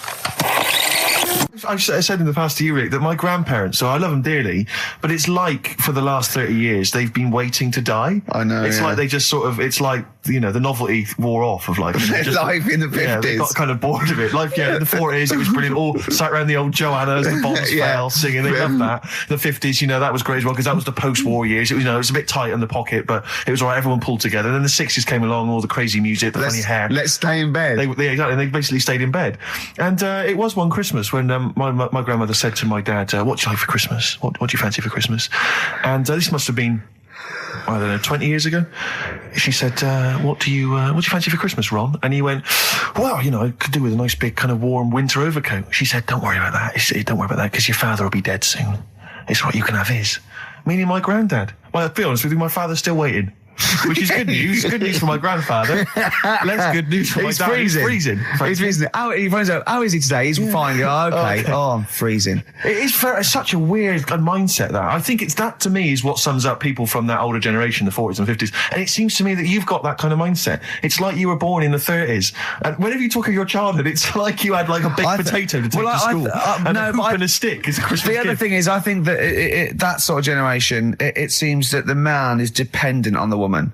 There's a total dependence. Oh, absolutely, If she dies, he's done. Yes. He's done for. It just pine away. If he dies, she's got 30 years of pottering. Absolutely, yeah. Do you know what I mean? And go into like, the youth club and the church. I know what you mean, yeah. It's sort of like that. It's sad. Of course, it's sad for them, but it's not the end of their life. No, sure. And it sort of is the other way around. I don't know why that is. Yeah. It's terrible. That's a little melancholy thought for. I know. Christmas I've really time. you brought it down. You've brought it down. I've brought it. This isn't a nice show at all. This is terrible. Well, we're gonna have really people just killing themselves. What? Right, you ready then? So, just in case you haven't heard it before, I'll give you some initials of a band or an artist. We're not doing Rockbusters now, are we?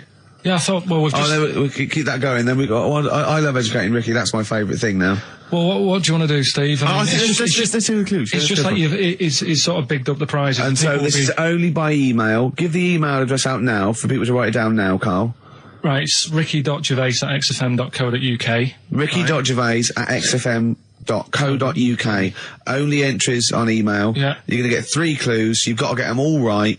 And you win all the You win all those prizes you said. Okay, Carl, go on then. Right, and just a quick example. One of the first ones we did, it was like AK, and the clue was exploding pet. Yeah. And it was atomic kitten, right? Yeah. So you understand how it works now. These are your clues. The first one, that army has got some nice trenches. That army has got some nice trenches. Excellent. Yeah. And the initials there are DW. Do you write some of the questions for 15 to 1? Go on. So that army has got some similar phrasing. Trenches. Okay. Okay. The second one. What were the initials there, Carl, on that person? DW. DW. Yeah. Right. The second one. The top of them curtains are all wrecked. All the materials all worn.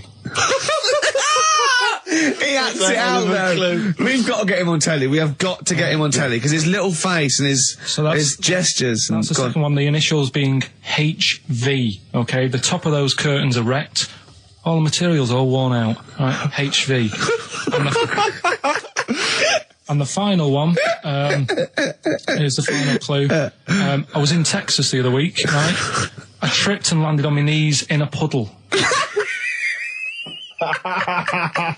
What's the initials? WH for that one. So I was in Texas, I tripped up, landed on my knees in a puddle. So that's WH. Incredible. You've got it! Is it great? It's fantastic! It's desperate. Okay, time during the record. Do you remember you're playing for these compilation albums? We got the Fatboy Slim DVD, Linda Green on VHS, and of course Executive Decision starring Kurt Russell as well.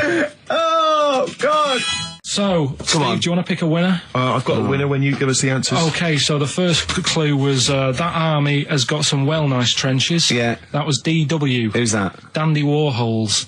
That's brilliant. That's brilliant. All right. It's good, yeah. The second one, the top of them curtains are wrecked. All the material is worn. Yeah. HV. That's Holly Valance. Oh, he got a phone call for a woman saying I haven't heard it, and he was talking to her off air, and she went, what is it? So-and-so them curtains. She went, oh right. He said, you know the thing around the top of the curtain is a palmet, not a valance, and he went, cut her off. Yeah, but my auntie's always making balances on everything. I'll tell you about that next week, right? I'm looking forward to that. Right. Is this the one that farted for 5 minutes? Yeah, the very same. Yeah. Right? So we'll talk about that. I was in Texas, I tripped up, I landed on my knees in a puddle, WH, Yeah.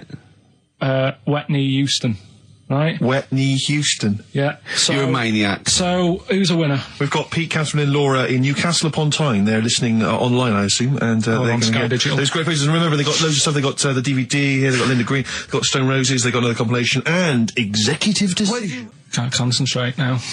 Oh, well, he's all stressed because the lady from MTV is here. She's going to film his little face. So the things he said in the week, he was so worried. He's got worried about the spot on his head. That won't come out. Just so you got your best side. It's on that side. That's all right. Oh, yeah. The camera's out. Look, he's getting nervous now. Okay, Carl. Ignore the camera. Okay, just ignore the camera. Okay. Now, me and Steve have done our research for you, and we've got 2 amazing things to tell you. What should I tell him first? About the baby or the... Well, they're both equally fascinating, so you choose. I'll tell you the crab thing first, right?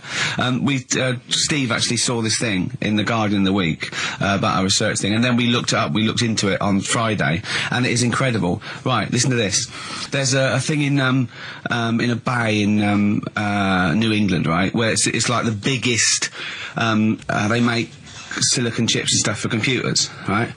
And because of the data protection thing, after they've done them, because they have to destroy the plates, right, where the information's sort of put onto them, but there's still flakes of silicon. They sort of grind it down straight away, and some of the flakes got into the bay, okay, but some of the information is still on even the slight granules of silicon. Anyway, gets in the water, and silicon is rather like a carbon derivative. They reckon if there'd been life on another planet and it wasn't carbon-based, it'd be silicon-based, because like simple sugars and proteins, it's just COH and that, and it can work with silicon, right? Anyway, the crabs have been taken up, they're still in the water, and they looked out on the beach, and over years the crabs have started sort of putting themselves in formations, like geometric format, and they couldn't work out why they were doing this. And when they put them in the experiment, they sort of like chopped them up, and they found they'd taken on silicon, and it had sort of got into their brain, and they were downloading information. They picked up little things, because it's just chemical, you know, like electrical impulses that got information off the silicon chip, and they were interfacing it. But this is the amazing thing. One bloke sort of thought of this, and he thought, well, if it's a simple computer with a brain, if it's just a simple sort of electrical thing, then maybe there's sort of, you know, we could get it down. So what they did is they made a thing called a biointerface, and they put it into the crab's brain, just a really simple brain, so it's measured avant-garde, right?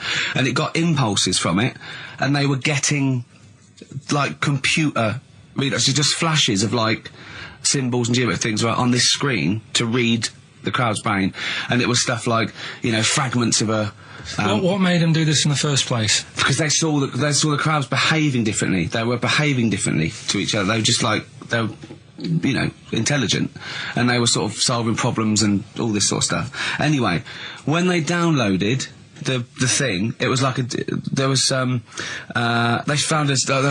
found one of the secretary's names where it had been on the silicon chip, where it was just like a flash of a computer screen. But the most amazing thing is, they downloaded a memory, right? It was like a snapshot where it had been burnt onto the retina of the crab, just a snapshot of something, and it was like a picture of the beach, like a couple of years ago, right? And they also did, incredible, it was like just a digital black and white sort of thing, so they could see what the crab had seen. Amazing. Jeez. Amazing. So intelligent crabs. What are they doing with them now? Super brain. Well, they think this is the upshot. They think they could use it as spy crabs, because they could get these crabs. Also, the other thing is, as generations went on, right? So they put a crab in the sea or something, right? Lots of crabs in, and then as generations went on, a newborn crab, they downloaded the memory, and it had the memories of its great all together. It had every memory that any crab had been related to it beforehand, because it passed it on. It just passed it on.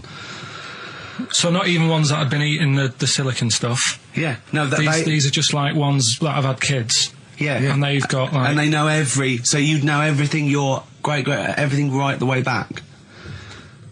So would that work if we ate silicon? Well, possibly. So what are they going to?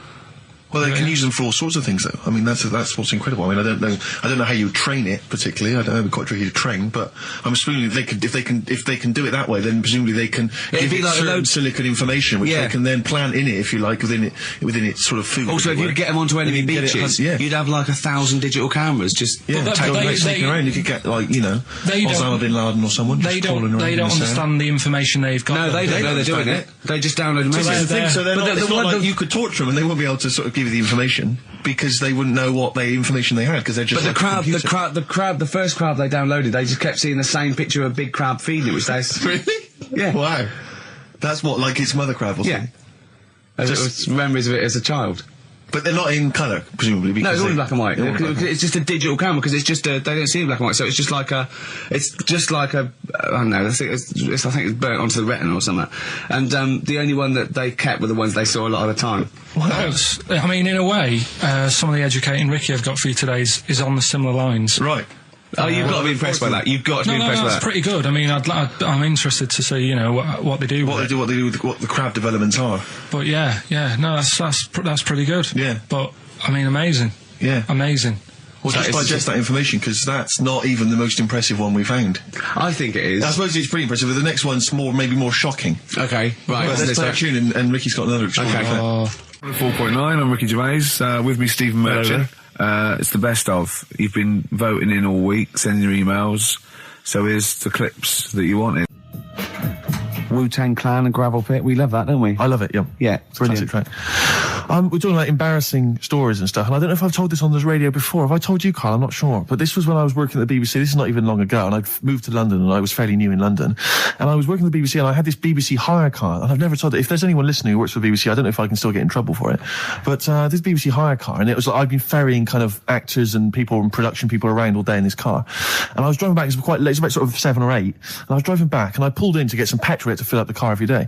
And I went into this garage to fill up some petrol, and I was there, and these two blokes came in a white van, right? They pulled into the forecourt, and I was filling up the car, and they went, "Hey, do you want to buy a couple of speakers?" And I said, "Yes, I do." Yeah. Because I'll tell you the reason. It was like I was so flattered that they thought I'd be the kind of bloke who would A, need some kind of classy speakers, and B, would like to buy them on the sly. Do you know what I mean? Yeah. I thought, they like the They've seen me. They've seen I look a bit of a hustler. Exactly. Yeah. I'm a street sort of guy. You can see by the way I use my walk. Exactly. Yeah. So I couldn't believe my luck. So they drove behind the garage, the little sort of garage bit at the back, and I went round there, sort of casually went round there, sort of locked the car, went round there. They went, open the back. You had 2 speakers in there. I said, "Are you sure these aren't knocked off, mate?" He went, No. We work for Dixon's. This is the story he spun me. We work for Dixon's, right? And we're delivery men. And if we make a delivery and the person's not there to sign for the goods, then we have to bring them back to the warehouse. But if we can sell them on the way back, then that's really good for Dixon's. Dixon's must love that. And instead of thinking, are you sure some kind of troubleshooter did someone going to go into Dixon's and go, you're not getting in the garage forecourt market? Jones. Exactly. Get a couple of lads in a white van. Exactly. Yeah. So anyway, so I sort of bought this story, and I was a little bit dubious, and I went, right, let me hear them then. And he wired them up to the car stereo, and boom, boom, boom, they're playing. So it was some groovy hip-hop. I was thinking, great, these guys know what I'm into. Yeah. And he's giving me the talk and stuff. And I said, I'm a bit worried these are knocked off. He went, no, listen, we got a bloke at Dixon's who can confirm this is fine, right? Phone him up, use my mobile, right? And quote this reference number, right? So I phone out, and I goes, I go, hi, some guys here in the garage forecourt trying to sell me some speakers. Just wanted to check. He went, it's fine. I went, should I just read the reference number or whatever? He went, if you want. And X14, and I went, yes, fine. Yeah. Okay. You know what that was, don't you? That was actually Mr. Dixon himself. Exactly. Yeah. Exactly. So I'm thinking, well, they sound great. They're giving me for a knockdown price. I'd say they were like 400 quid, they were like 200 quid or something. It was a good bargain. I was in the market for some speakers as well. Yeah. So while they were loading it's them all in... kosher, I phoned Dixon's. Exactly, I phoned Dixon's, that's fine. Yeah. So while they're loading them in the back of the BBC hire car, right, I'm in there paying for the petrol, right, and the guy who's serving goes, right. He goes, what were you doing around the back with those blokes? Right? Because obviously there's security cameras filming this whole transaction, right? And he goes, what are you doing around the back? And I went, brilliantly, there's some old mates. Some of my mates were just having a chat and that. He went, oh, right, okay, like giving me obviously the evil eye. So I went back to the van. So I'm in the car now and I'm driving with one of the blokes who's in the van with me because I didn't have the money on me. So I had to go to the cash point to get the cash, right? So I'm driving with him and the other guy's following me in the van and he was like a northerner like you and he was giving it all all right, I tell my girlfriend's a DJ, she's got some of these speakers, they're fantastic, and he's giving me this. And then my mind starts working. Now that I've got a bit of time to think, I'm thinking, wait a minute, this all sounds a bit dodgy. Yeah. It dawned on me, Rick. Fool, are you? You're streetwise. Exactly. You're streetwise, Steve. Not only that, I was thinking, how am I going to get them home? I've got to drop the car off at the BBC. How am I going to get these huge speakers back to where I live? And how can I pay for them? Because I've just spent £100 on Find the Lady with a couple of blokes in the square. It seemed like a fair game. Some of his friends were winning. But so I explained to him, I said, I can't get them back to like Brixton where I was living at the time. He went, don't worry, give us an extra 20 quid, we'll take them home for you. Oh, that's good. Deliberate. They do a whole service, you see. And there's also a backup guarantee. Did they have the guarantee, the 3-month guarantee? They didn't. No. But I said, I'm not sure about that. He went, well, why don't you put them in a cab, send them back, and your housemates can collect it? I was like, oh, no, there'd be no one in.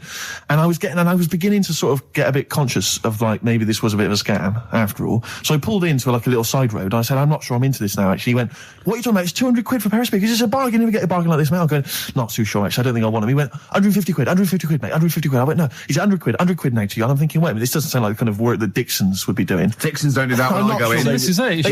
Dixon's never negotiate in that way. When I go there, look around and I leave, they go, where are you going? Exactly. I go, no, we'll have anything then. Have anything for a So quid. I stopped the car and the white van pulled up behind me with his mates in. Sure. And And I said, can you get them out? I'm not interested. And he went, 100 quid, mate. Oh, you, and he was just going, you tosser, you obviously want some speakers. And he was having a go at me.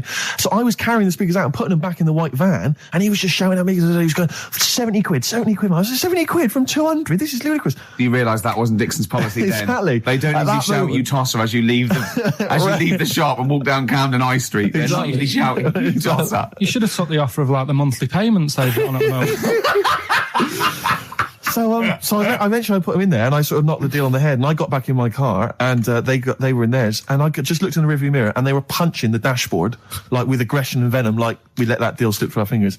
And I've never been so terrified in my life. I just sat there, and I was just thinking, oh my God, all I was thinking now is, what if I go back to the BBC, and they go, we've had a call from the police, the man at the garage, he saw you doing a dodgy deal. I love it. Yeah. Well, what you do is you put the hire car in a drain in your front garden, and then go in and out of the toilet, just pouring bleach down, or Ajax, and they never know. Right then, which leads us nicely into Knob News. Oh, it's the welcome return of Knob News. Right, okay, it's very much like the news at 10, this, isn't it? I do a bong, or in this case a schlong, and he gives me the headlines, the knob news of the day. Where have you collected all this knob news? Was there a lot of knob news this week? it was mental this week. The amount of stuff. The way it works, you give us the bong, Yeah. I'll give you the headline. Okay. Steve decides which stories we're going to talk about. And now on XFM, knob news. Schlong. Man grows knob on his arm. Schlong. Man gets doctors to make him a second knob. Schlong. Turkish prisoners made hole in cell wall to produce third inmate. Schlong. Doctors accidentally remove man's testicles. So, well, can I straight away go for the accidental removal of the testicles? Well, it's happened before, hasn't it? We've talked about that before. What did he go in for a tonsillitis? What are they called? Tonsillectomy. And he went in the wrong way. What are you talking about? How can they accidentally remove his testicles? It says he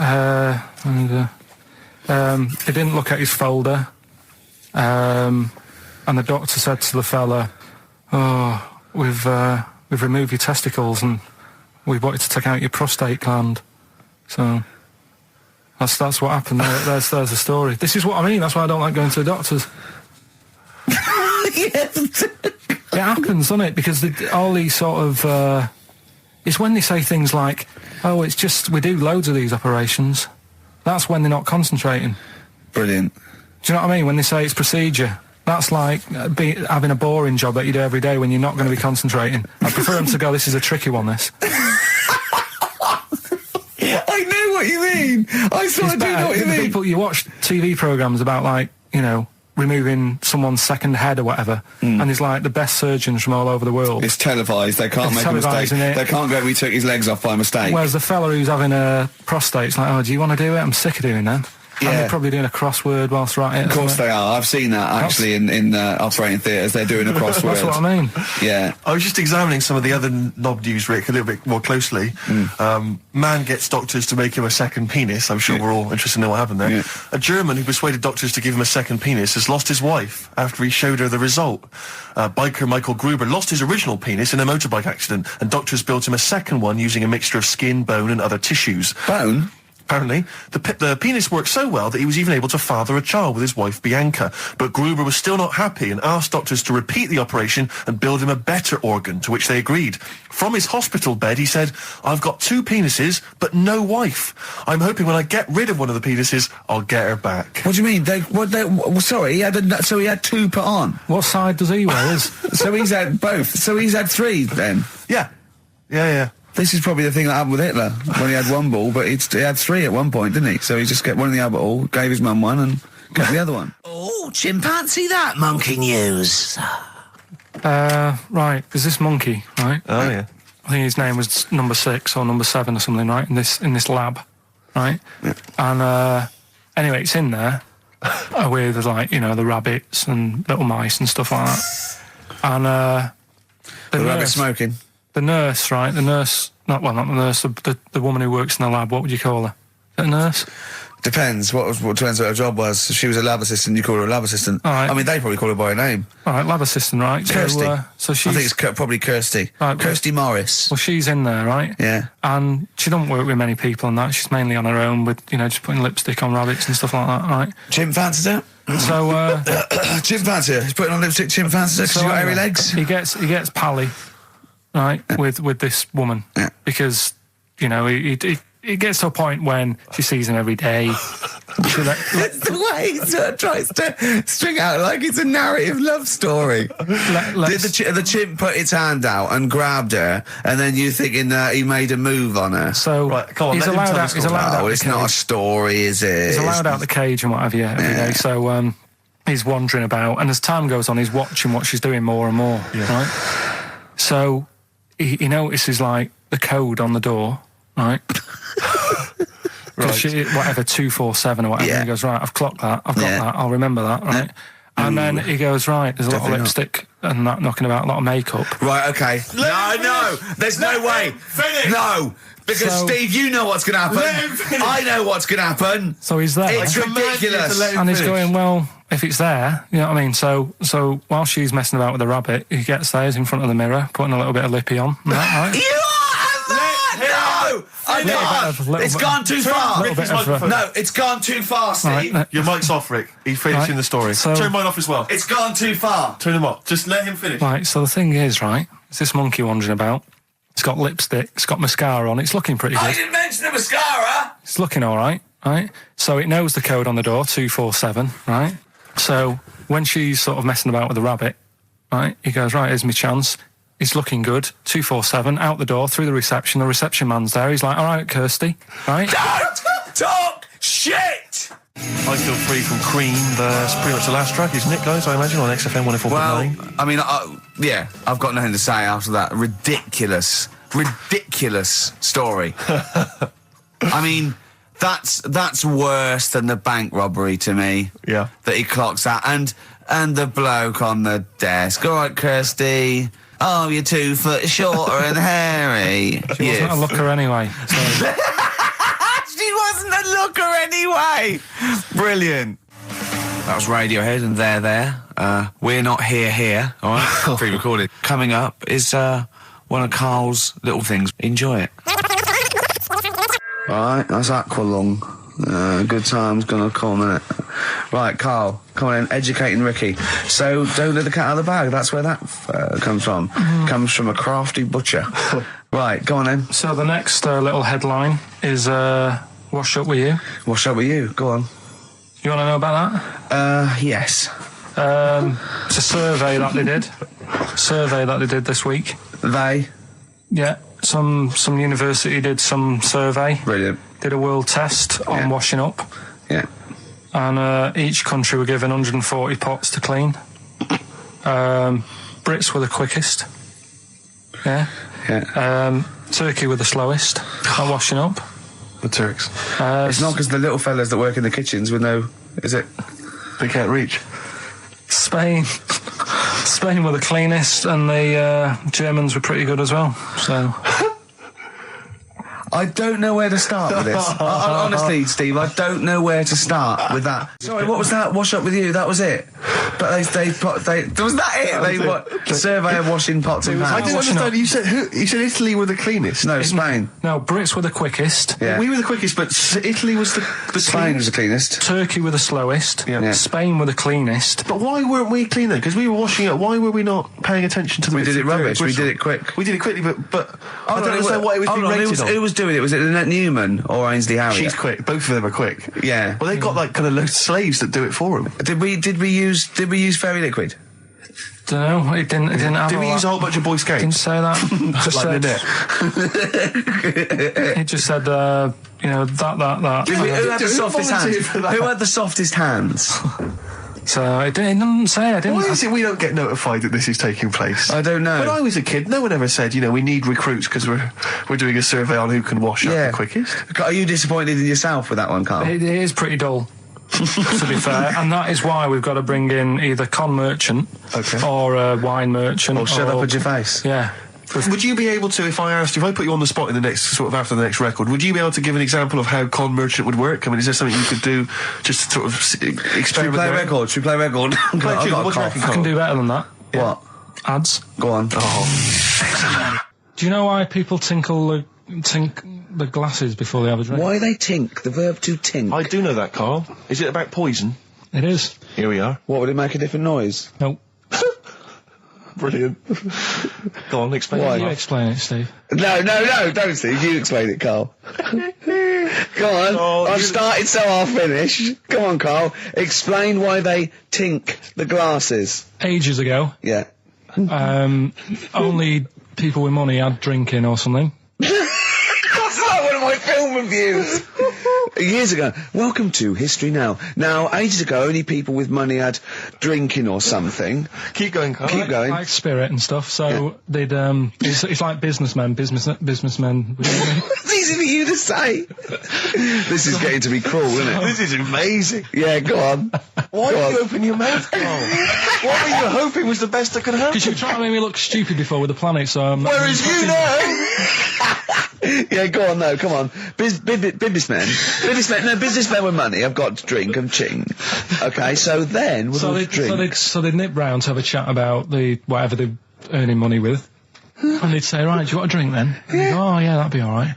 So rather than like just pouring it out of a bottle into a glass and saying, there you go, it could be going, hang on a minute, it could be poisoning me here and trying to like nip my business idea. Yeah. So what they'd do, it sort of pour a bit of his drink into the other person's glass and you get that tink noise. And that's like cheers, you know. No, Carl, I just have a slight amendment there. I think what it was you're absolutely right that they would then test each other's drinks to show that it wasn't poison. But over the years, that was reduced to just chinking the glasses by way of saying, let's not actually bother going through the whole rigmarole. They just did the chinking of the glasses. That's good. It was exhausting though, wasn't it? I know. Was it worth it, do you think? Well, I like that because people carry that with them now. When they do that, they think, oh, that bloke's definitely not trying to poison me. Yeah. So the horrible thing is that now, when I do the glasses, I can laugh and go, they don't know I've poisoned them. Exactly. You should always do the pouring back and forth. It's a shortcut, it's a slippery slope.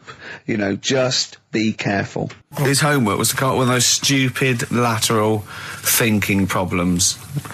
We maybe should give an example of the. Romeo and Juliet. Right, Romeo's asleep on the bed, Juliet's on the floor, covered in water and broken glass. What happened? And you ask all these stupid questions, and it's Romeo's a cat and Juliet's a goldfish.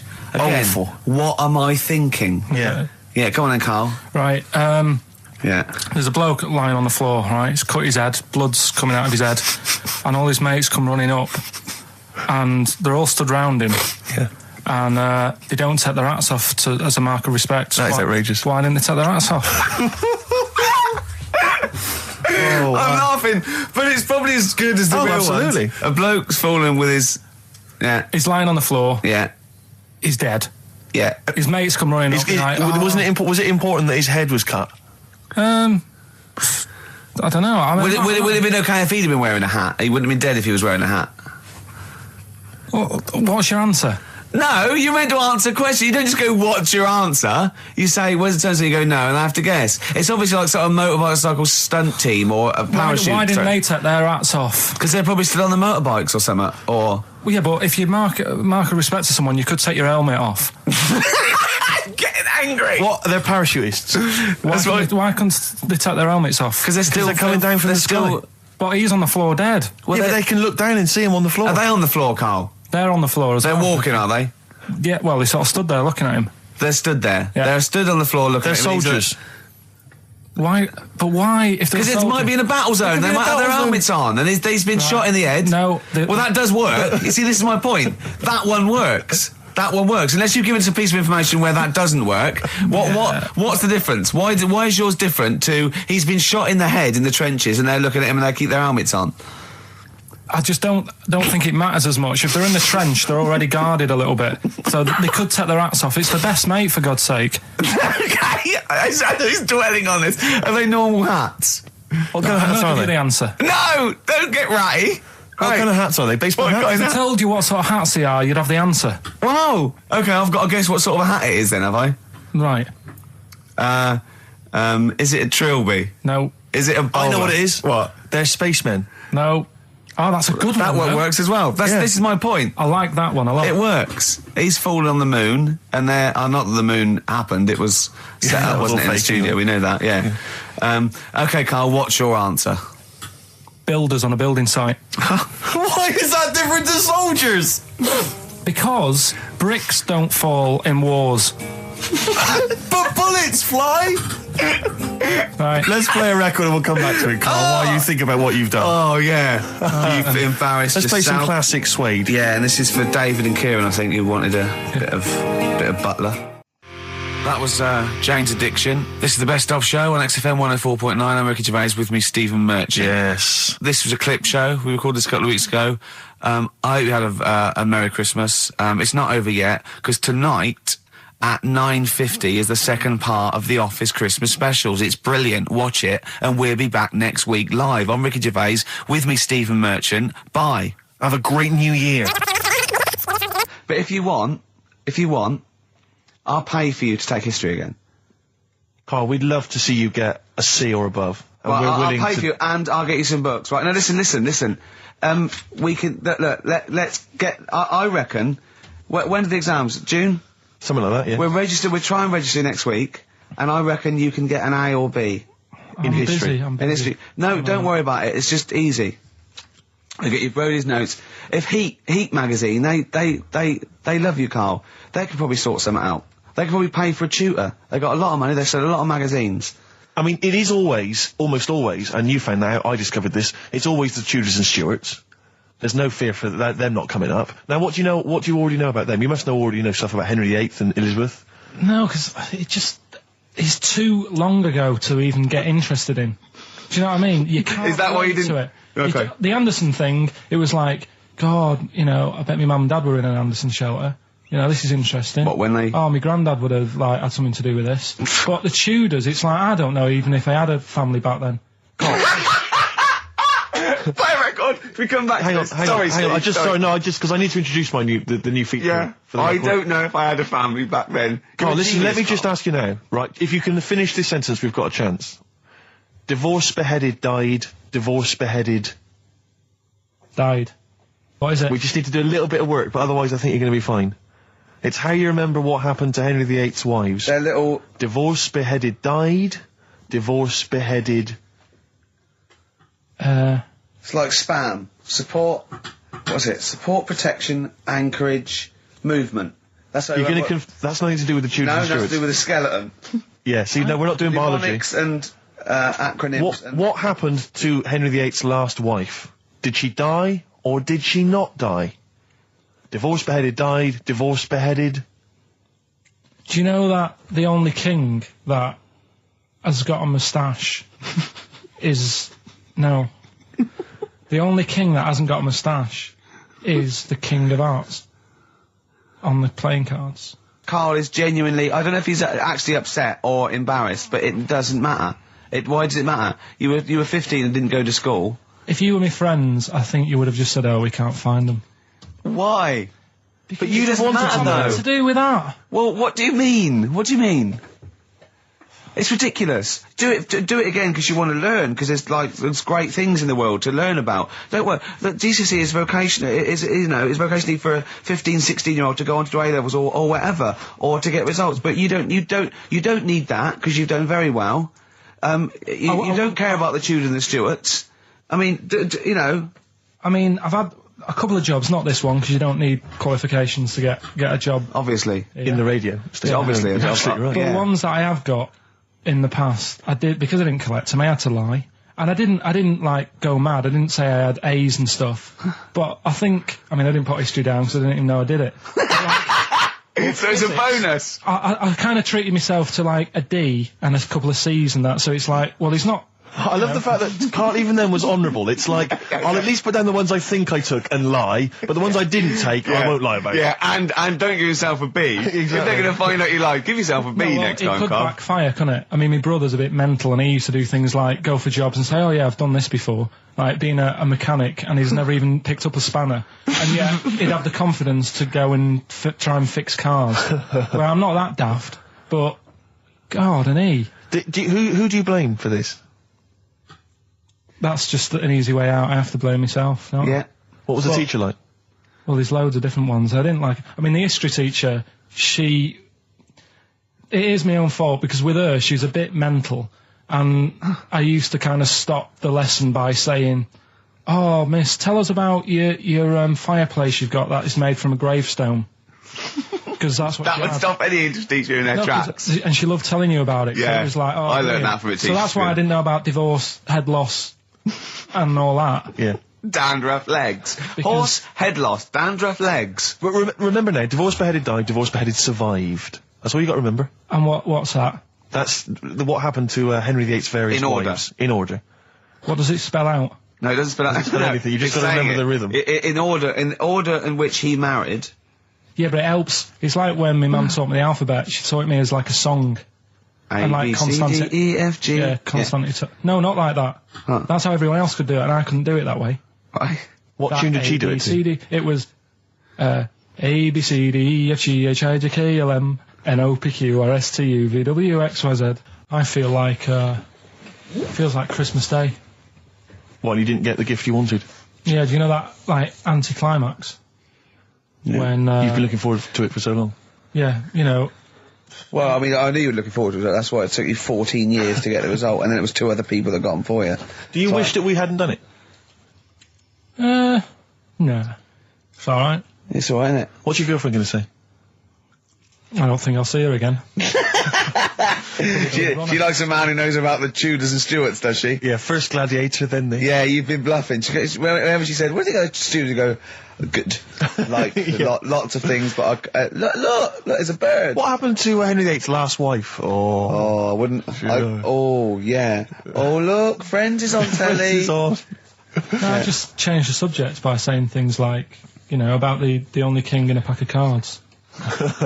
That threw off the scent. That threw us off the scent. That wouldn't fool an invigilator, would it? That's the thing. You can't use that one with an exam board. I'm always looking at stuff. I was looking at stuff this morning because of Yoragella last night.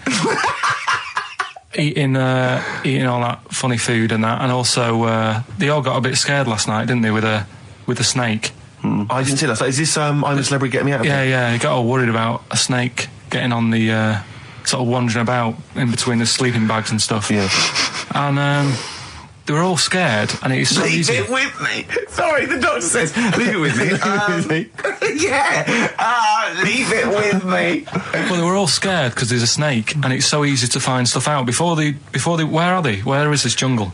Australia, I think. Before they went, give it half an hour on the internet. I found out with snakes, you don't need to worry, right?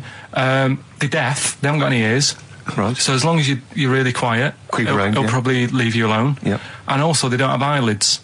So they were suggesting if one's coming towards you, just like kick sand in its eyes. Because it can't blink, and it leaves it a bit like annoyed, and it wanders off. But they didn't do any research before they went. Yeah. And that's, I think your knowledge would hold you in good stead. I don't think you need to know any more than you know. You know, you've done maths, you think? Yeah. Did no revision for that? No. Okay. English, do you remember what it was? Did they ask you about Shakespeare? Did they ask you about I books? remember, but I must have done it because I thought that was... It was English language, not English literature, wasn't it? So it was like... spelling and all that? So was it like a comprehension? You read a passage and had to ask questions on it? Was it... did you have to write a short essay? I don't know, I can't remember any of that. Okay. I did a science. Okay, physics or chemistry? Physics. All right, well done. And this is all you think? You actually took that? You actually took physics GCSE, you think? You're obliged to do a language, I think. Did you do French?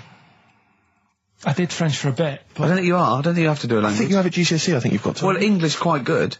I think that's his language he did. So you don't know about language? History? Geography? Just what you will find out, won't we? Okay. But you just can't remember. I can't believe you can't remember turning up for these things, because it's quite a big moment in people's lives. It is the thing that you've been working to all of your educational life. On the day that the things came out, I was working at as a printer. Okay. And it was a really busy day. A lot of spelling mistakes. It was a really busy day, so you're bound to forget. Yeah. No, but I had to use gold ink that day. Oh. And it's, I mean, you're not a printer, so you don't know. No, that's the biggie, innit? But it's tough. You've got to really get your rollers clean.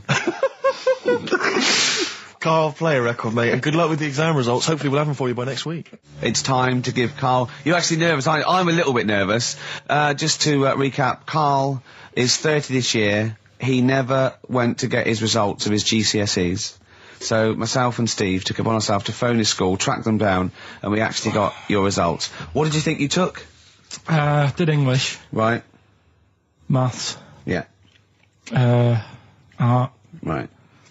And I think I did physics. Okay. Well, you didn't do any of them. Eh? You didn't do any of them. You didn't register. You registered for one exam and took one exam and got results for one exam. So I don't know what you thought you were turning up to, or you weren't registered, or you didn't.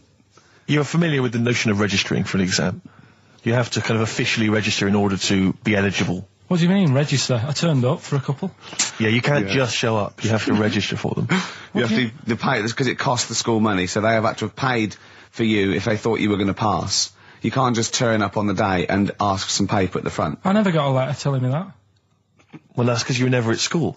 But you did somehow register or registered for one exam. You registered for history. It's a topic that you've always been interested in. I was saying to Ricky before, World War II, I loved it. Not the actual event. No, the but study just of it. You all mean? the stuff like, about the Anderson shelters and stuff like that. Yep. And the bombs and that. And then when I took it, it had nothing to do with that. It was more about the Tudors. So the Second World War didn't come up? You mean there were no questions about the Anderson shelters? Nothing. That's devastating. So what are you expecting the result to be? is that seriously? Is that it? Yeah, it's the only one you took and registered. As far as the school is concerned, or yeah. certainly in Well, it's the terms only of one what that they told counts. us. It's the only result. It's the only one that counts. Yeah, you've got... I don't... Did you register for yours? Yeah. Yes. I've got certificates and everything. So what... Do you do that before the exam? Do you have to go somewhere and sign something, or... Yeah, you don't check your results and then decide if you want to register.